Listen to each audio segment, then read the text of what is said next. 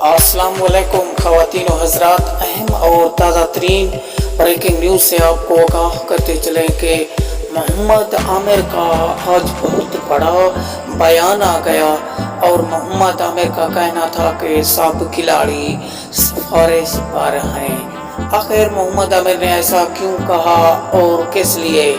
मोहम्मद आमिर का कहना था कि मैं मुकाबले देख रहा हूँ कि कोई अच्छी कारकर्दगी नहीं दिखा रहे, ना तो कोई बॉलिंग में कारकर्दगी अच्छी है और ना बैटिंग है और ना ही अच्छी फील्डिंग कर रहे हैं। आखिर बात क्या है? मोहम्मद आमिर का कहना था कि मैं खुद अब आ रहा हूँ और देखता हूँ कौन सा ऐसा बॉलर या बैट्समैन है जो अच्छी तरह से नहीं खेलता। आखिर क्या बात है? मैं अब ग्राउंड में खेलने आ रहा हूँ, अगले मुकाबले में शामिल हो रहा हूँ।